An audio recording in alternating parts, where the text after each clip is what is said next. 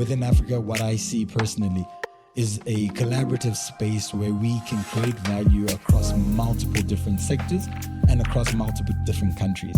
And what does that require? It requires each individual to play their part.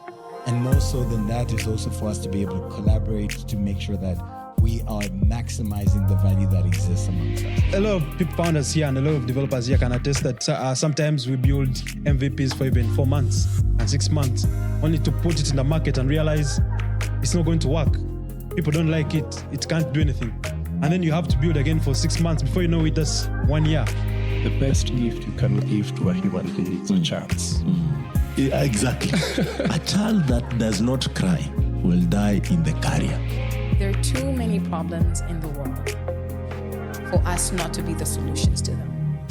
There are too many of us pointing fingers, looking for other people to solve for things that we know innately we have a piece of the puzzle for. Think about the failures you've had in your life. Don't you learn more from failure than you do from success? I have. Absolutely. That's where the biggest lessons are. Yeah.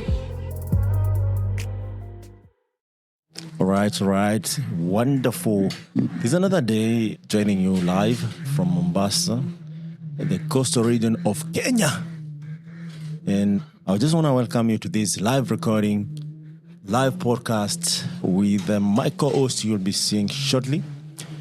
And this is Impact Masters podcast, where we dissect the status quo, ensuring that we're bringing you stories as well as the recordings which changes the mold, and providing some expertise in developer experience, developer relations, entertainment, design, marketing, as well as tech ecosystem and scalable systems. Without further ado, I just want to welcome you here, and feel free to interact with us in the comment. We'll respond to any feedback or any comments that we see, and you're welcome. So without further ado, I just want to welcome my co-hosts, Graham Mwanga himself. He can introduce himself. Hi, Graham. Hi, how are you? So my name is Graham. Yep. From Africa Stocking. I work in the marketing and partnerships team. Africa Stocking, if you're hearing about it for the first time, we provide a telco platform as a service, as well as a communication platform as a service, integrating at least 80 telcos in Africa with a presence in 23 markets, and providing businesses, developers, startups with one interface to interact with telco resources. Since we are an API business, we may as well add to that over time. So you can look out for other API resources that are in addition to telco services. We've done payments in some countries. Cloud is coming. Aggregated cloud, which means you can integrate with whichever provider you love, and many more. Yeah. So great to be in the great city of Mombasa. Yeah, wonderful. I mean, today we have a really interesting podcast for you, and going forward, we're going to be bringing some interesting discussion. And we're going to discuss about The Big Score by Mark Malone, or Graham? Malone. Depends on where you come from. Yes. But it's a very interesting book talking about the Silicon Valley from the early days to the current state. Yes. And we'll be talking about how it has impacted Silicon Valley, the lessons that will be learned there, the technique, the tech ecosystem, the Silicon Savannah, as well as Mombasa tech ecosystem. So Kenya has a really interesting tech ecosystem coming up. There's Nairobi, of course, which is leading. Then we have Mombasa, and then we have Kisumu. And of course, I hear other places like Eldoret are coming up. There's Nakuru, Kisii, yes. And so on. And it's a good thing to see. Nyeri has always been there somewhere. Yeah. Dikut. You can't mention tech without mentioning Dikut. Dikut is the Dedan Kimathi University of Technology. Yeah. Where the semiconductors will be created. And it's interesting to see even recently there was a rare mineral discovery in Mrima. That's in Kilifi. Yeah. And there's cobalt discovery in Embu. Yes. So Kenya is becoming a leader in so many aspects, and even Africa at large. And it's good to discuss some of these lessons from the book. Yes. One of the key things that I'm keen on, is the clarification from the big score. Okay. Is that Silicon Valley didn't begin its life as a polished innovation Okay. district. It started as an aggregation of engineers confronting unresolved scientific problems. The semiconductors, microelectronics, and defense-driven research. And the interesting aspect, Graham, that people don't know is that most of the biggest customers of the big tech Yes. are always the government. Yes. Always. Yeah, definitely. Always. Even the big cloud providers. They are the guys with the luxury of adopting new tech and testing it, ensuring that it works. Taking their time. Yeah. So I think there's a lot to learn there, even from the Africa perspective, Kenya perspective, whereby governments could actually start checking out tech ecosystem. And yesterday was the day before yesterday, we went to this innovation space and we found some guys who will be participating in NIS hackathon. Yes. Which took me aback a bit, like, oh wow, okay, interesting. Yes. Will this just end up in a job placement and that's it, or will there be some adoption of the innovation? So government is big. Yeah. What do you think that we could do as a continent to really front this? Is it policy? Is it laws? Is it just pitching to the government more? Yeah. I don't know, man. The first problem that you realize is when you look at the big tech and the amount of business they are doing with government, you realize that we already began in the wrong footing. Because if you are, for example, a cloud provider and, I don't know, a sizable chunk of your money is being generated by a government contract, a defense contract. Yeah. And then, you provide maybe some of your services on a free-to-use basis. And then, I have a startup in Africa that takes that model and starts to provide a software on a free-to-use basis. Already they are going to fail. You see the problem here? They are going to fail because the providers giving you free-to-use basis software, they already got their money covered. So you think it's a premium model, works. but already there's someone paying the check. Of course, it does not work like that. Yeah. So it explains why so many startups never take off. Yeah. They begin with that. You'd rather say, I have 100 customers. If you don't want my business, go away. Yeah. But to get to that point, you have to have first looked at what actually happened in Silicon Valley. Yeah. Which is, you build a product. You even go and have a negotiated contract with the government. You even pay for lobbyists to make sure that your business is incorporated in government processes. Yeah. And then you have free cash flow, or you have a $400 million grant. Yes. Which you now use to implement your business within government. Yes. You can now turn around and say, any early subscribers. Yes. Because inadvertently, your big business is B2B. But everyone is seeing you are a B2C. Yes. So they are thinking, if I start my startup and copy X or Y or Z, I will have the money just like these guys. Yes. Only to realize that maybe some of these businesses have never even made a profit in Africa. It's basically... They only make a profit in Europe and the US. Why? Because of government contracts. But they won't tell you that. You'll just be seeing things happen. See things happen. This is a model they use. Which starts to explain even their route to market. I ever tried to wonder why these guys not interested in executing this or executing that. They know, because even if they execute it, the winning strategy is to keep going to the government, because this will never make them the money even to be sustainable.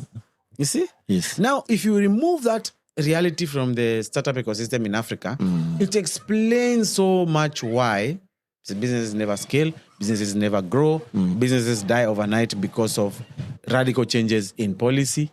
You see? So that's the first deception. Rather, ecosystems copy from Silicon Valley. Copy-paste. Yeah. Even China. The biggest consumer is that way. You'll be told you're running a platform. This platform must be hosted in China, must do this and this, must comply with this, must comply with this. But here's $50 million. Yes. See? Suddenly. Yes. And if you look at the pipeline, the same thing. All the people who went to study in China, in the US, in tech. I struggle today to think of any remaining in the US, especially now with the big. In fact, I think there are policies being set up so that they don't leave. Yes. They have incentives to stay, but the incentives are bigger Back home. Yeah. Yeah. So I think just to bring it, that's my first point. I think around this ecosystem. Yeah. We need to recalibrate our eyes. What are you seeing? And what business are you building? And should you even be thinking of freemium? Another thing in Africa, should you even be selling a software service alone? Or should you add some commodities or some extra services layer on top? Yeah.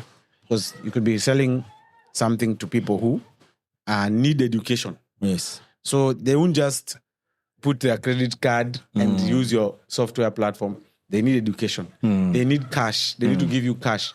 Suddenly, you can't just run a purely software business. You may have to have software plus services. Exactly. Software plus training. Yes. And nothing stops you from making money from the training. Yes. Yeah. So Africa's value chains, I think, have been skewed because you just thought it always just works like that in the US. Yeah. Exactly. And this is a structural pattern that we can even establish from this conversation. And that is ecosystem grow around problem density, not just branding. And before the valley became the valley, ambition was attracted to complexity, not amenities. And one of the key institutions that really has played a big part is Stanford's role. You know, it was not just symbolic, it created technical legitimacy and continuity, creating some pipeline. Because if you think about most of the serious innovation that are used world over, they have the root or, expertise from Stanford. Okay. And remember, these are private university institution, rather. Of course, there's a Berkeley, there's a University of California, and many more. But Stanford stands out for so many innovators. Do you think we are really investing in our institutions to make sure that the pipeline is there? And I'm going to share a bit about myself and where I've interacted with these institutions. There is the University of Nairobi, there is Kenyatta University, there is JKUAT, there is DEKUT. And some of the professors there are well-educated. Most of the well-educated in the world, I would say that. From MIT, from Yale, from Princeton, Oxford, Cambridge, and so on and so forth.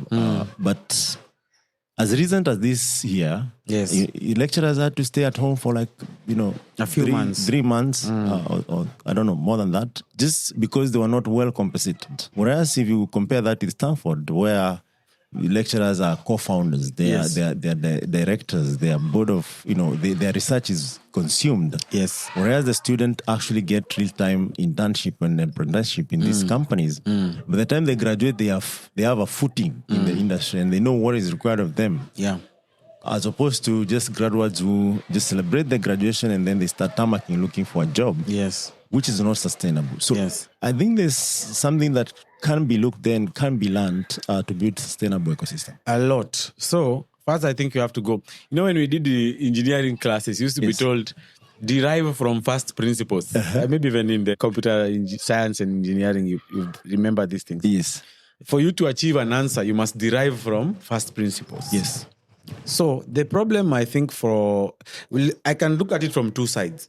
One, the funding of research and educational institutions as part B. Part A is the purpose of those institutions. Yes. So some research needs to be done there, but earlier in the beginning of education, maybe in the late 18th century, 19th century, the Victorian era. It's called the Victorian era, actually. Yes. The Victorian era was an era of great British industry. Where they invented a couple of things. I don't remember very well, but they invented quite a lot of things. The steam engine. Then they began to see a problem. The problem was, who will do this work? So they created a way out called the education mill. Think of education like a factory process. Yes. You bring in the students. You prepare them for a specific job, which in those days was obvious. They are going to be in the factory floor, and then you churn them out into the factory floor. Yes. That model has never changed. because we never derive our solutions from first principles. From first principles, you first need to say, Yes. are we in the industrial revolution? No. Are we in the agrarian revolution? No.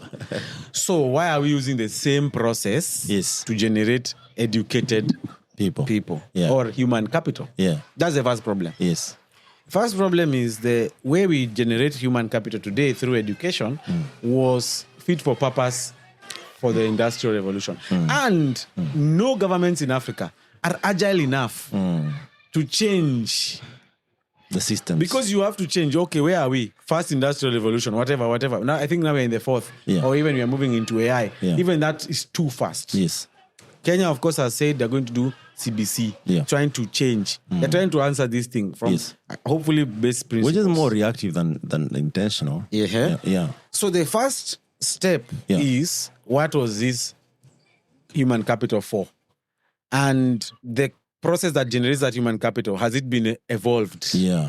That's where the first problem begins. Yeah. Because now from there you come to the second problem, which is there is money to find the capital, human capital, so that it's an investment by the industrial complex. Yes. Now you see in Victorian age, the money was there because the industrial complex was working. The money would be brought back to find more workers. Yes. But now in Africa, if you're importing everything, it means the center of production is elsewhere. Yes. There's no money to bring back to generate the need of human capital to serve what? Which you start to see people saying, we are importing labor to the developed countries. Yeah. You see, they are following the actual capital elsewhere. Others are saying we are exporting education and people to go and get educated so that they can work where the money is coming from. But that's really the big thing. Now, if you are in education, if you are in universities, institutions, you can already see that's broken. So you need to say, how integrated are you in the businesses that are running in the economy today? Yeah. That's the second part of the second problem. Yes. If you're going to come and say, I need to educate people to be absorbed by Africa Stocking, have you consulted Africa Stocking to see the needs? The needs. Yeah. In fact, are you so compelling that Africa Stocking is willing to even put money up front? Yes. Yeah. For you to do their research. Yeah. For you to do their... So, if this process is not examined, not only is there not enough money being put in the institutions to build the startups of the future, there is no industry linkage or distribution, because the problem of startups is distribution. Yes. There is no distribution channel that is willing to fund the pipeline. Yeah. And which underscores a simple idea: ecosystems begin where capability congregates. And remember, Africa is this ecosystem that you can't ignore anymore. Yes. Given that over 80% now are the most productive in the world. Yes. It begs a question to ask ourselves, now that we're in the knowledge society ecosystems, where you cannot even just market goods or services and assume people just consume them because they have seen it, they have marketed it enough. They need also to actually find that solution to be solving their day-to-day problem. Yes. And we have seen this with social media, the network algorithm, amongst many others.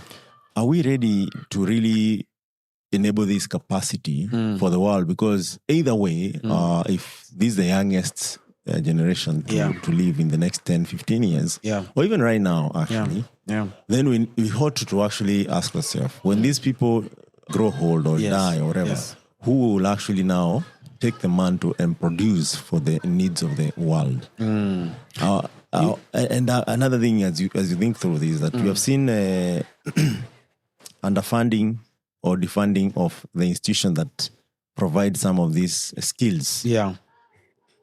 Where does that leave us? First of all, the institutions of education will be defunded because the pipeline is broken. And I think that's one of the themes I noticed with the big score. The idea of family, family culture. Let's just give this one something because they are... Stanford is a result of let's my funding that I gotten from creating the railroad, build an institution that will will outlive me. Benevolence. Yeah. But you see, benevolence breaks when there is no more money being made. So it's why you see this guy, Mike, saying after family, they now became treacherous. They started to fire, layoffs. Yeah. So this is a very interesting theme. The theme is this. Resources are not infinite. Yes. So, because the resources are not infinite, when we were younger or when we were thinking about jobs and education, maybe 20 years ago, we always felt maybe we'll be absorbed somewhere. Otherwise, if we had the thinking today, we would not even have done the courses we did. Yes. But the reason why we were that naive was because we always believed abundance and unlimited resources. But when you start to document the economy, you realize your economy is 6 trillion. Yes. Then there is total addressable market. Yes. You can only sell to this much. Yes. But you have to have unique value proposition to the personas in the market. Yes. That is of any market, including the labor market, including even the government can be seen as orchestrating a market. And is only so much you can take out of that market unless you expand it. So that's why it's like something like Africa Continental Free Trade Area. If you want to be a $1 billion business, forget about being a $1 billion business in Kenya. You have to think scale. It will not work. And the need. Yes. It will not work because who are you selling to? Unless it's a government. But you're competing with the same government with European, Chinese, American companies. Yes. So this is very important. When you're talking about you're going to be a unicorn in Africa, we have gone beyond the idea of infinite benevolence. We need to put the numbers together. Now, when you look at the government, that's a struggle they must face. You know, you can't just pump money and hope. Yes. That is what we used to do when we were kids. Yes. Today, you must realize how much is coming in, how much is going out, what is the capacity of purchase of my people, etc. Yes. Now, when you look at the university, university must also have a target audience. It is shipping research and talent too. Yes. If it's only shipping talent to Kakamega County, when will it be a $1 billion business? Kakamega County is only receiving maybe 15 billion shillings. Yeah, max. And most of it is debt. So a lot of these campuses or African universities are, one state university. But you want to play the league of Harvard. Harvard, which is advising 52 states or 54, the world. The world. Yeah. Yes, there is some research coming out of Harvard for China, for Middle East, and therefore they can be $1 billion research outfit. Yes. So the companies of Africa will continue to defund these organizations. And the students will continue to leave the process of education if there is no quantifiable total addressable market, quantifiable direction for talent. Yes. And also, final point, when you see China growing or the US, there is no growth of tech ecosystem without government intervention. So the idea that you can give $1 million to the tech ecosystem in Africa, you are joking. Yes, you are joking. You need to look at the government as a platform where startups and businesses can plug in. And now the government needs to start thinking, how does that platform grow value? Suddenly, you realize that you have no wastage available. At all. You can do an audit and see if it is agriculture. Every vertical must be created and addressed for us to achieve the money we want. Yes. If you're looking at sports, if you're looking at business, anything that the government has its tax hands in, it must also start to nurture by being a platform. So I think the main story here is that Africa is very, very fast going to come out of benevolence and start creating value, just like the Silicon Valley shift. Which means people will now start thinking, if this guy is not creating value, am I going to keep him? Am I going to fire them? It's a very tough conversation. It can only be softened if we start to think about our entire value chain from end to end. And then when you strengthen that value chain, it means when a university will plug in, the university needs to think beyond. I usually see the Kenyan lecturers fighting, and I'm like, brothers, sisters, you are fighting in Kenya. Why don't you try and create bigger, pool of work across Africa? 55 countries. Yeah. That's where the $1 billion is coming from. Yeah. And I think let's talk a bit about critical mass and talent mobility and the Fairchild lineage. Most people don't know about how Silicon Valley was really built from the grit. So Fairchild Semiconductor remains one of the most consequential institutions in tech history. Okay. The traitorous 8 live shockingly, form Fairchild, built new norms and ultimately generate the Fair Children. And Fair Children here is Intel, AMD, National Semiconductor, and many more. So I think even given the Kenyan example, before you used to talk about Safaricom, 7 Seas, Africa's talking a bit, Wananchi Group, then there was that wave of Microsoft ADC. Yes. And it doesn't mean that these companies were not there. It's just that they were there business-wise, like business development kind of presence. But there were a couple of years there that, Microsoft came about. Okay, Andela came about, served a few engineers. Yes. Then Microsoft, there was GitHub, GitLab, now there's Google Engineering, and so on and so forth. Yes. And also we have seen some really interesting company came about. Cellulant. We have seen a couple of people raise money. Soko, as much as they closed.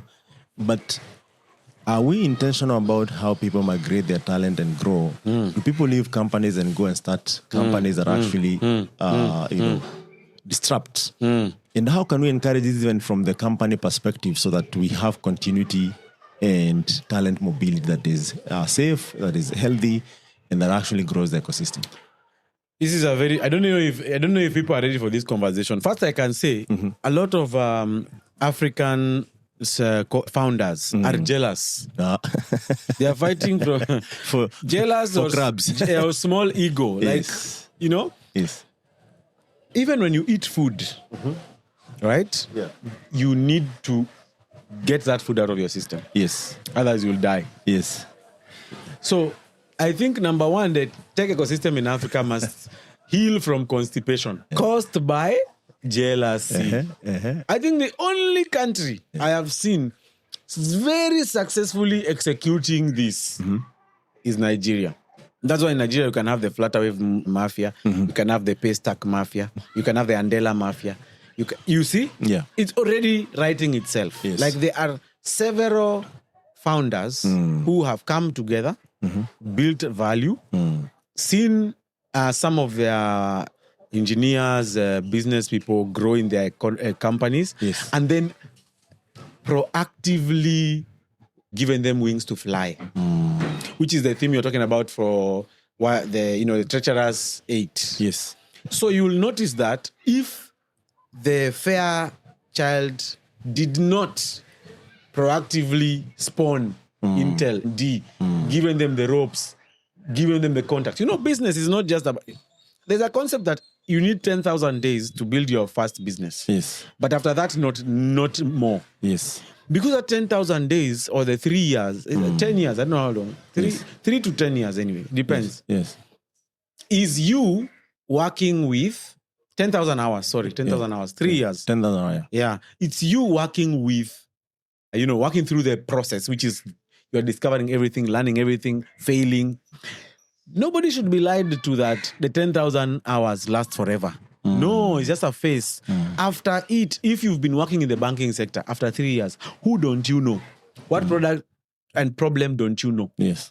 So, after 3 years, if you have been working in a certain company, for you to move to another company or to build your own company, you have the contacts. Yes. So, you just need enablement and a good, experience or a good open ecosystem for guys to be like, Chief, go do your thing. Someone should even tell you, I'll be the first one to put money in your Series A. Yeah, because you know each other, you know the capability. Yes, I understand also in Silicon Valley is a very interesting ecosystem whereby anything you need, people know who can do it. And look at how Elon bought X. It's not all his money. Yeah. Yes. Yeah. How OpenAI was set up. Yeah. I'm doing this. All right, here is 100 million. Here is 10 million. Because first, they are not debating, are you capable? They are not debating, do you have ethics? They're not debating, do you have a process? They know you have a process. They know you are capable. They know there's a market. So they are taking away the teething problems so that you start delivering value tomorrow. Yes. So to achieve that in Africa, one, we must get rid of jealousy. Two, we must look at everything as a process with an end game. Yes. Which means even when someone is hiring for their startup, they should already be calculating how these guys will grow, how they will exit, you know. So some startups in Africa should already have created 10 more startups. So even if you're not going to do $1 billion yourself, yes, you can have 10 startups that are doing $10 million in different sectors. Yeah. Money is money. You still have your 100 million at the end of the day. Yeah.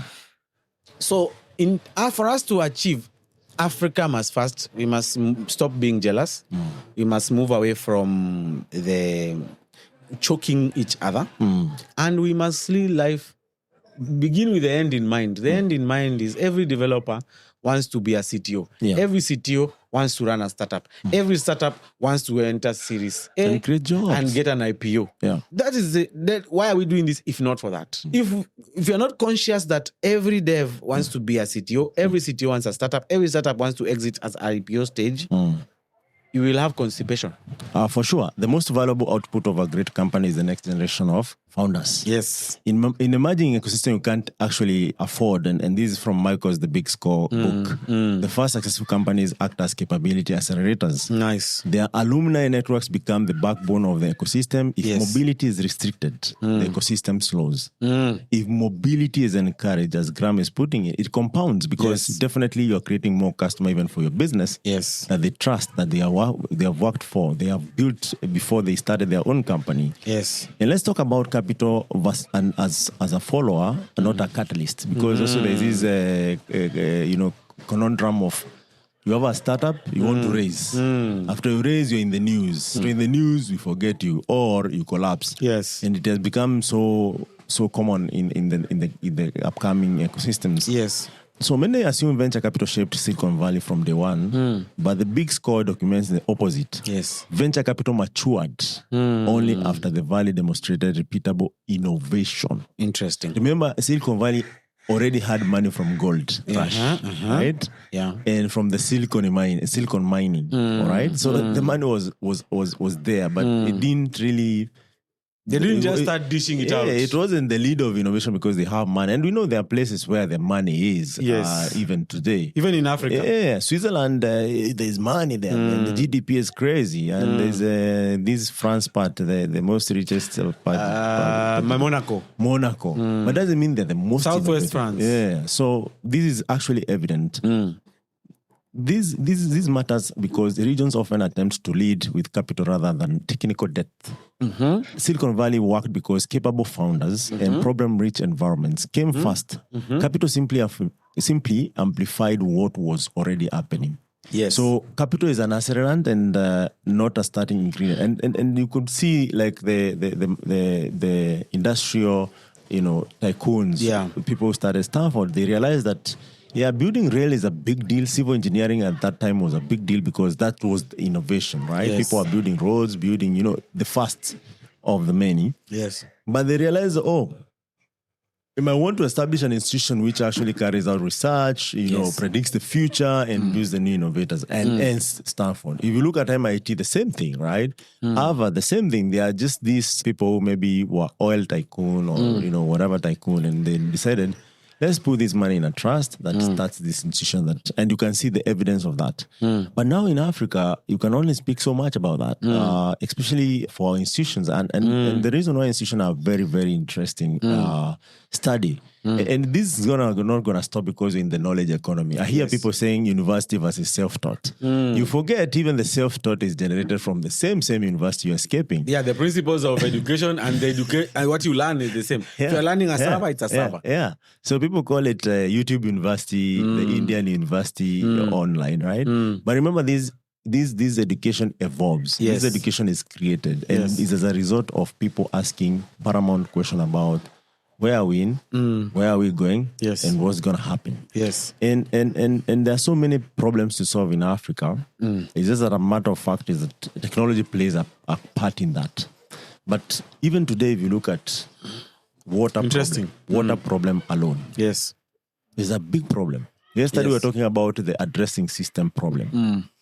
If you look at the road network and the underlying technology like traffic lights, management of traffic and all that, and you mentioned something about data, right? Yes. We should be led by data to make decisions. We should be led by data to know that this is what is required and for how much. So my big question in that is that are we really doing the right thing? Are we trying things out? Are we reactive because of other, distraction in our focus? Yes. Because different presidents come with a lot of promises. We have ministers around different things. And I like what Bosun is doing in Nigeria. I don't know if you're following him, but one of the key things that he has done really well is high and machine learning, capacity building, the strategy for the country.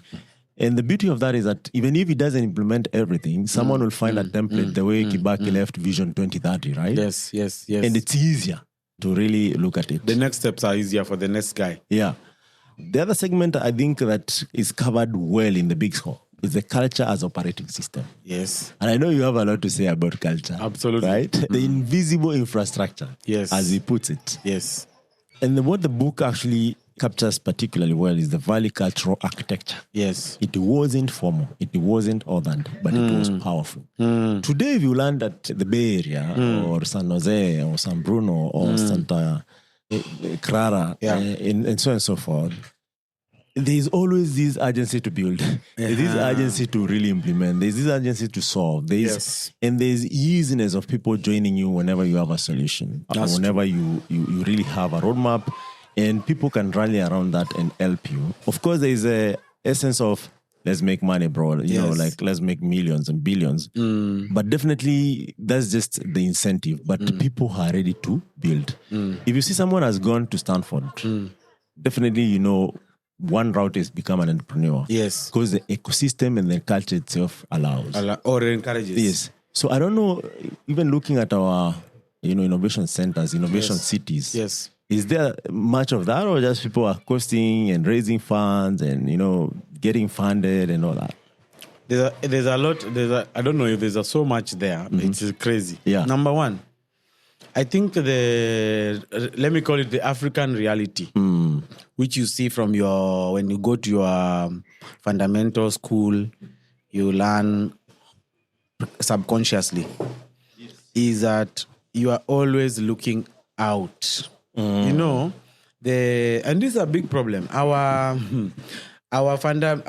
basis of education was always study, go abroad, produce, export. No, even a you have validation. an issue called a XYZ institution. You killed each other, go to an international court. So that culture has been a big problem because it has, in my view, created this culture that someone else is coming to help us. But the fact, or I am built to go elsewhere. I'm preparing to leave. Yes. That's a very, very bad problem that we have. Yes. So some people may argue, and even I think it's part of the book, that the bad management made some people leave to go and create their better things. You could argue like that, but guys, where you are going, they are chasing you. Isn't it? They're like, it's a reality now. No more. No, don't come here. The Republicans don't want you there. Yes, no one wants you. So, number one, the culture, we are already behind on that. But let's talk about what we can do today. So what we can do today, I think, there's a lot. First of all, the organizations that are profitable today, they need to start preparing for the future by creating a culture where they'd rather look at it from... Let me give you a good example. Dangote. Yes. He created the world's largest single train refinery. Not recently. Yeah, 2024, 2025. As a chemical engineer, when you look at a petrochemical company, the amount of value you can generate is ridiculous. Yes. From pharmaceuticals to plastics to petrochemical is everywhere. So my first realization when I looked at this story was I realized that the engineers in the plant have not been empowered to think they can generate the downstream industries. They're just there to pump oil, refine it, sell it. Yeah. But you should be able to say, there's so many petrochemical products. I am in this industry. I can take one line and Dangote should be able to invest in that line. Say I'm going to be the biggest producer of a certain pharmaceutical product. Yes. Or raw material. Yeah. That comes from petrochemical. I'm going to focus on that. It's going to be part of Dangote, but it's instead of ignoring all these other verticals and just focusing on refining and selling oil. Yeah. That's the reality these guys are facing. But the culture may prevent them from seeing it like that.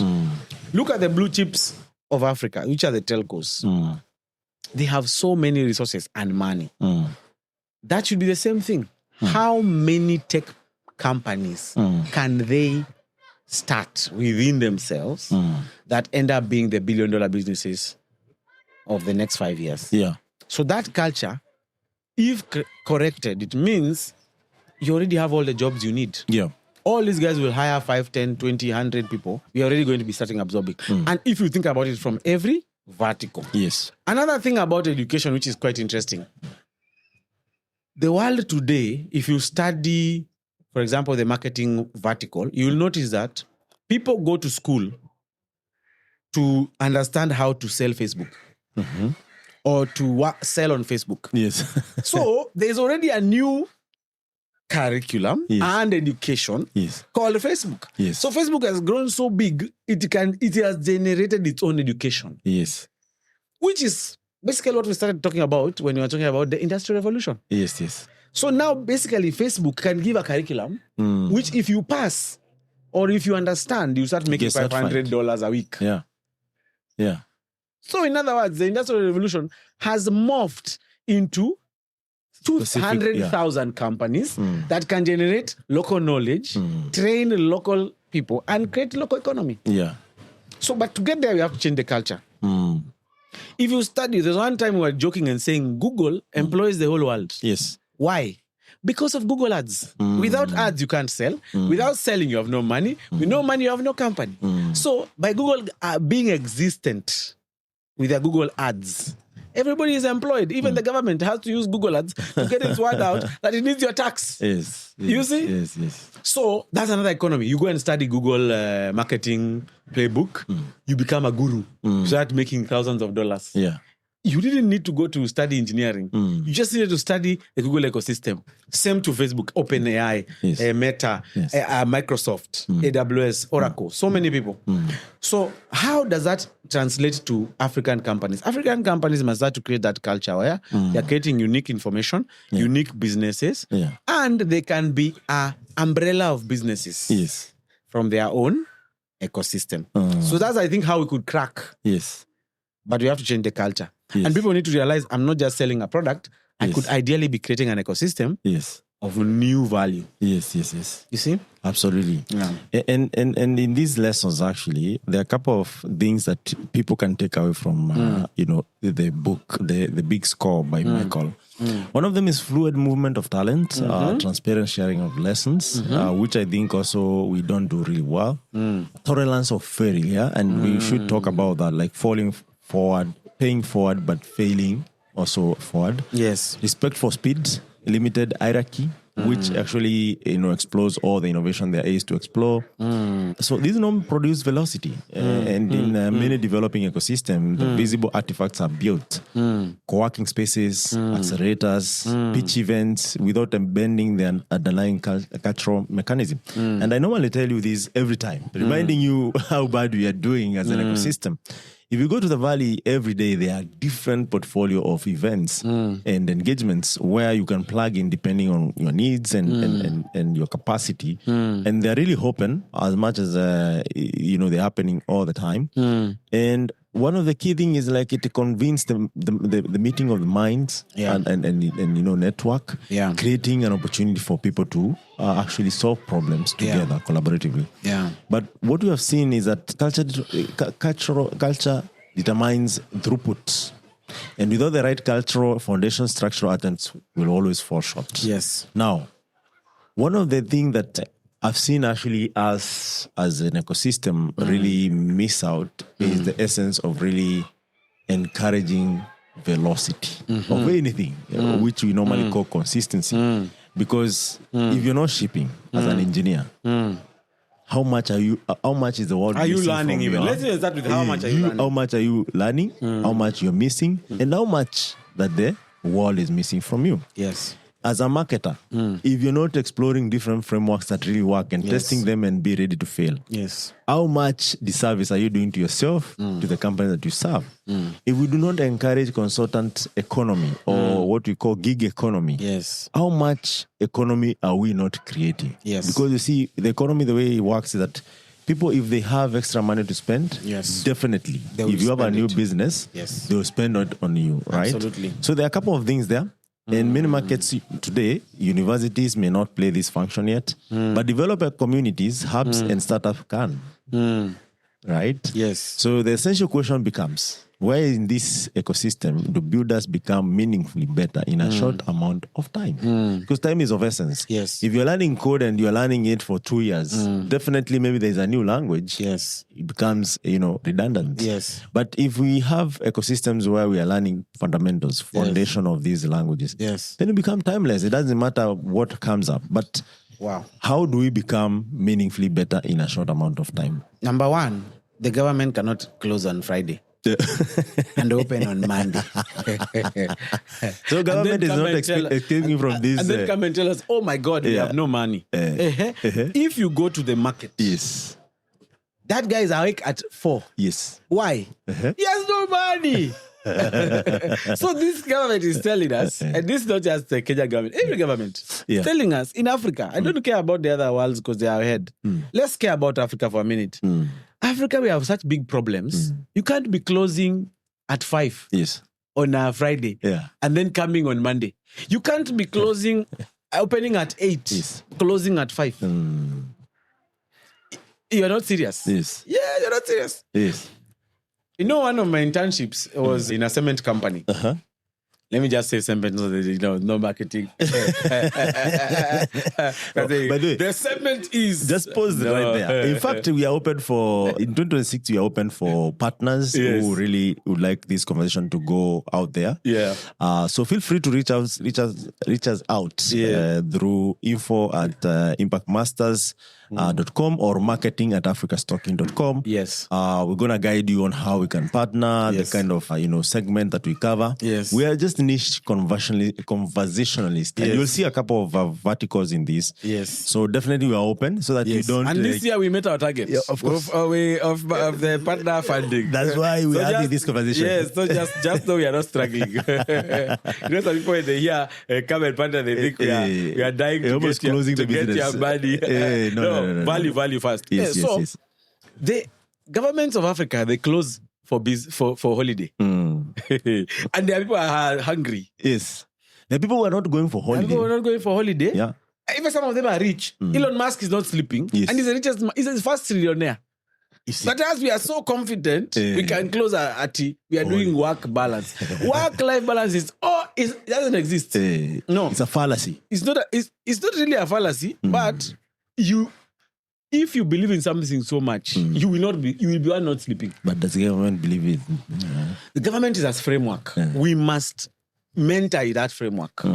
We must tell that framework, this is how you achieve results. Number one, so I was telling you I went to a cement factory for my internship. That cement factory, first of all, cement is not stored. Cement is not stored. It's never enough. At least in Kenya, in East Africa, in Africa. Cement is only pumped into the vertical silos for mixing. And going That's out not a in storage. real You know, time. when you pass by a cement factory, You see see those big tall tanks, things. yeah. Those are not storage. Yeah.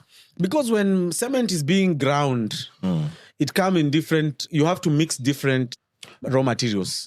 You could be mixing, say, pozzolana ash from 2 different sites, which means its particulars are different. Yeah. Which means already the quality is inconsistent. Yeah. So to narrow the consistency variation, you pump all these cement variations into that silo and mix because it's dust. Yes. So by the time it's settling to the bottom, you have a consistent batch. Yeah. So there's no storage. So, but that was not the story. The story is those guys don't sleep. You only close your plant for 2 weeks because you must do maintenance. Otherwise, and 1 week is for maintenance, 1 week is for starting the plant. Because the plant is so huge, it needs 1 week to be stable. Yes. It needs 1 week to generate the consistent results or a consistent product. Yes. So what you learn there is that a shift begins at 7. You have 8 hours. You leave at 3. Yes. Someone else comes from 3. They have 8 hours. They leave at 11. Another one comes at 11. They have 8 hours. They leave at 7. Yes. That never closes. So when you look at the government, what do you see? Number one, if our economies are, or if only the government works 24 hours, what does the government need? It's the largest employer. Yes. It needs transport. They need food. Yes. They need security. And health. So when there is security in the government installations, there's security in the city. When the people need to go to work every 8 hours, there's transport that can't stop, and the transport is sustainable because there's always a batch of people walking to work, going to work. Yes. And then number 3, government delivery is faster. Yes. It's always working. Yes. See? So that's and just... maybe reliable energy. And reliable. That's the first one. Yes. Always. Yes. So... someone will come and say this doesn't work in the rest of the world, but we're not the rest of the world. Yeah. We are Africa. We need to be there. We are Africa. We need to catch up. We even need to surpass them. Yes. We are Africa. So as Africa, we need to say what works for us. We have the best weather. You won't tell me that I'll be freezing when I'm going to work at 11 p.m. No. It's always summer in Africa. So the first driver of change has to be a 24-hour government. Okay? Yeah. Which is automated. In other words, I clock in, I clock out, I have a workflow. When I leave... And there's enough workforce. Yes. Yeah. And when I leave, the next person coming, they don't need to... They have a system that shows them these are the tickets I'm working on, and they can continue from there. That's already working for other businesses. Yeah. Yeah. So, number 1 has to be that. Number 2, from that thinking, you can now look at the direct impacts from... I said the other day that the government of Kenya is now have its own enterprise arm. What does that say? It says, if you look at the positive side, it says that they are going to be really, really efficient at delivering value. Yes. But what does it say on the negative side? The negative side says the current Kenyan businesses that have survived on tenders from the government will be competing for the same tender as the government enterprise. Yeah. I highly doubt they will win. So they need to now start adopting new ways of doing business. Yes. Evaluating your value chain and seeing who are your partners that you can co-create new businesses with. Yeah. So that you survive the incoming storm. It's going to be a storm. Yeah. Yeah. So anyway, I don't know if I've covered all that question. No, I mean, my idea was our culture needs to change to a 24-hour economy. Yes. Starting with the government. Yes. Then we need to build on the ecosystems that we as companies have, so that and the realities right now. Yes, you enhance the value you can create as a business. Yes. Yeah. So let's talk about the segment about feedback loops and investment, which is covered really well in the big score. The compounding engine. Yes. Right. And this is a theme that is covered well in the big score. So success wasn't an end point. It was a contribution. Founders reinvested capital, time, networks, and knowledge. Yes. Early employees mentored new entrepreneurs, and experience circulated. In fact, even today, if you look at Paul Graham, right? If you look at Sam Altman, if you look at Mark, if you look at Elon Musk, yes, it's not just someone who just reappeared in one night on one day and you were successful. If you look at the PayPal mafia, there's a story, there's a network build, there's a failure, there's an exit, there's a reinvestment, there's a recommendation, there's a referral. All these things are happening. But in Africa, and I can be corrected, I've seen a culture where, or a loop where people are always gatekeeping. Yes. They are always, creating some sort of cabal, to say the least. I hear there are like CTO WhatsApp groups where if you're fired in one company, you can't be rehired in that ecosystem. Yeah. And imagine how much talent we're losing because of such. And I'm not saying that it's a classic example, but I just want to imagine where we have an ecosystem where failure is encouraged. Yes. Different opinion is encouraged. Yes. Building is encouraged, and talent is built to withstand everything. So ecosystem scale through recursive contribution. The loop looks like this: build, learn, exit, and evolve. Reinvest, repeat at a higher level. Interesting. So if you build something and exited at $50 million, yes, maybe the next one should be $1 billion. Yes. Right? Yes. Without this investment cycle, ecosystem plateau. And we have seen so many other, I don't want to say Rwanda, where it looks like a lot is happening and then all of a sudden, there's not so much. Plateau. Yeah. There's not so much. Also going a on problem of limited markets. Exactly. Then scale, as you're And speaking scale. about it. So there's a lot that really, I think, that could be learned there. I don't want to preempt everything. And by the way, our intention of this, and this is our first book that we want to put out there, is not to preempt what is there. We want to encourage you that you can actually read some of these things. And form your opinion. Inform your opinion. We're not paid. We're not partnering with Michael Malone. It's something that I found interesting, given this podcast is telling the story and also changing the status quo. Yes. Yeah, so I don't know if you have something to, Yes. So what's funny about especially when you look at things like the African hubs. Yeah. There was a research that was done by the World Bank of what makes a successful hub. And a lot of things can be said about the World Bank. But funny enough, those guys have even, I think, worked on a tech city in Barcelona. Where they, you told me about it. Yeah, Barcelona Activa, where they work together to create cities are maybe changing. Yeah. Long ago, you'd have a zone where it's an industrialized zone. I think because of the industrial age, yeah. A lot of stuff was shipped to China. There's no local manufacturing. In Kenya, people may not know, but there's a Kenya industrial estates. Industrial parks. Yes, in every area. And every university has one. Yes.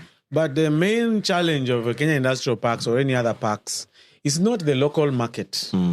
Is that you are a part of a global economy. You sign agreements with other economies and you must allow their goods in for competition.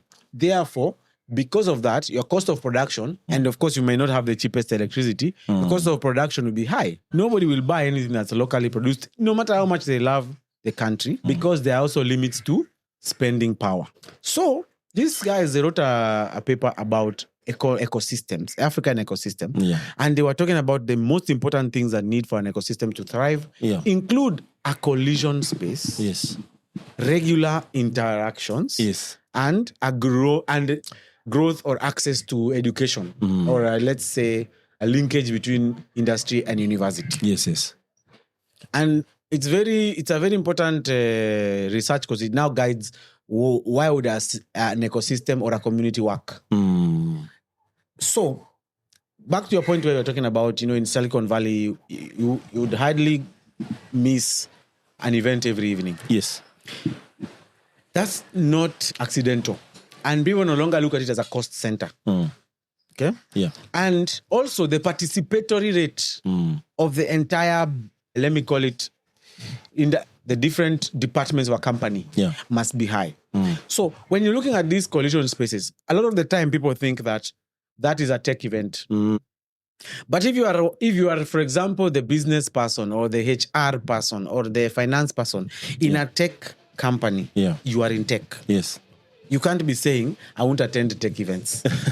Yeah. Number two, when you attend those tech events, you are not attending it because you are going there to write code. Code is a fraction of what creates value. In fact, a company can be seen as a tech layer and a product layer. Yes. The product layer matters because once you finish writing the tech, the product must be sold. Yes. So today we can't sell by telling someone, here's my product, buy it. Yeah. We now have to go through relationships, knowledge, leadership, so that you convince the target customer you are worth their money. Yes. So these events are supposed to be looked at as an investment in the marketing pipeline, in the sales pipeline, but also in refreshing the brand. Yeah. You are refreshing the pipeline. Some people you'll find there you'll hire.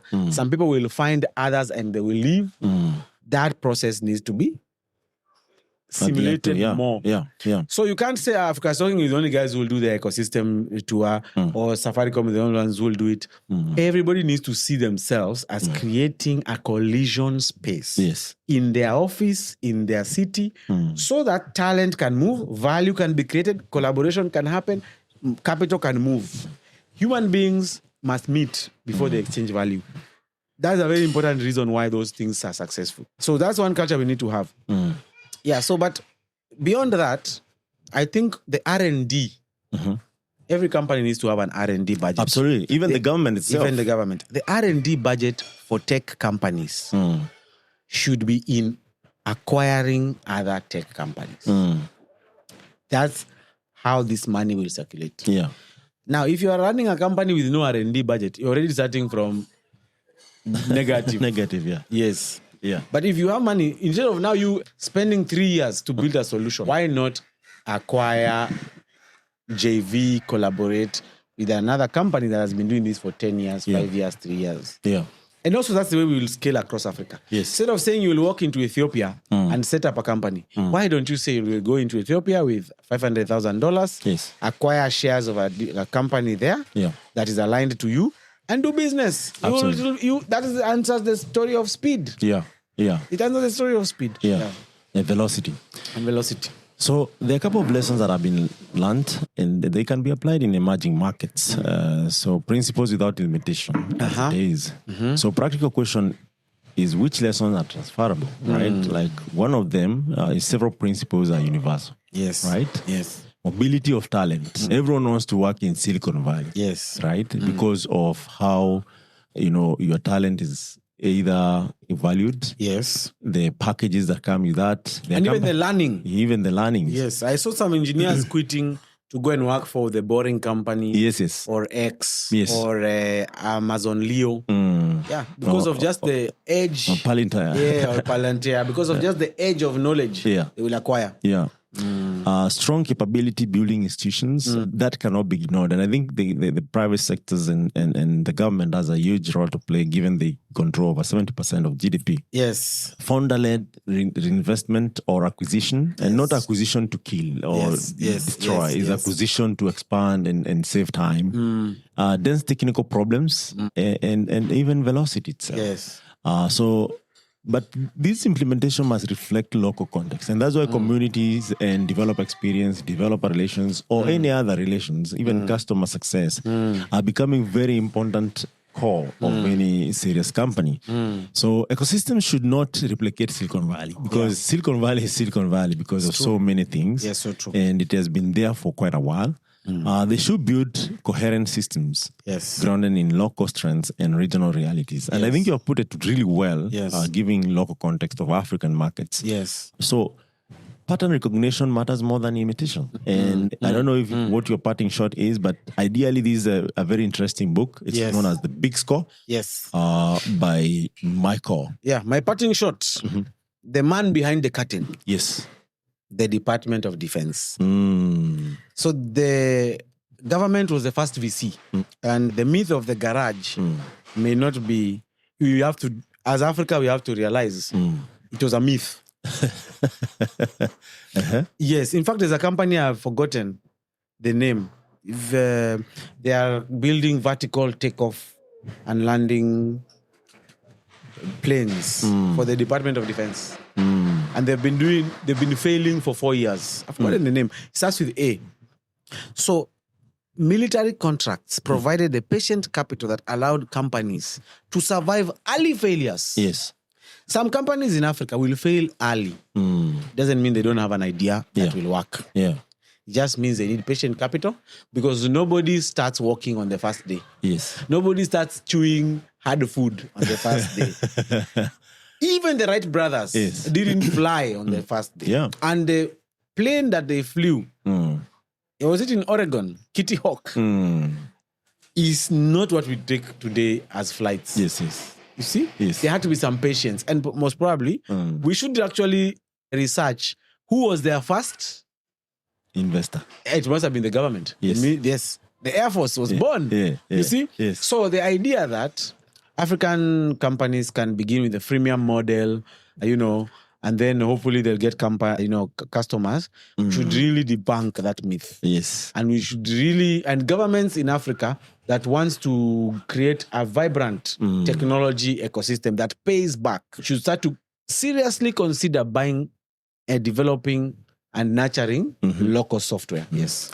In fact, I just checked who was the first investor of the Wright brothers. And here the research tells me they didn't have one, but they just self-financed from the bicycle manufacturing and repair business. Interesting. The Wright Cycle Company. They built and sold their own bicycle models, which provided a steady income that covered all expenses related to the aviation research, including materials for their gliders, the custom-built engine, and travel to their testing site at Kitty Hawk, North Carolina. Then maybe we need to ask, who was their first big customer? It was only later, after achieving successful and sustained flights and demonstrating their airplane in Europe, that they It formed wasn't even welcome in the US. Own, there's a lot of lessons there. Indeed. Wright Company in 1909 with a group of New York industrialists as investors. Yes. So this tells you other founders actually might even believe in you before all this. And also we need to call out those blue chip companies in Africa that are building real estate. Chief, can you imagine? Say that again. There are some big blue chip companies, and blue chip companies in Africa is very obvious. It's the banks and the telcos. Yes. Are busy buying and building real estate. Yes. Now, and you're right, and it's good that you need asked to call this them question. out. So not the first customer of the Wright brothers was the United States, of course, which purchased the 1909 Wright military flyer for $30,000. This purchase was the result of a competitive bid process that the Army initiated in 1908 to find a two-seat observation aircraft. You have it. All right.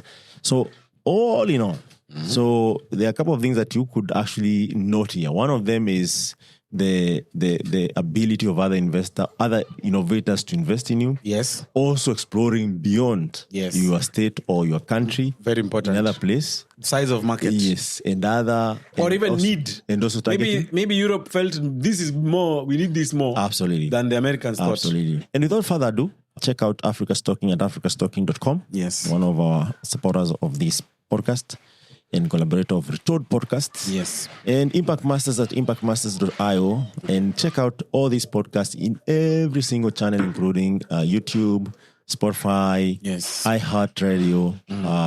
There's also Spotify and many others, including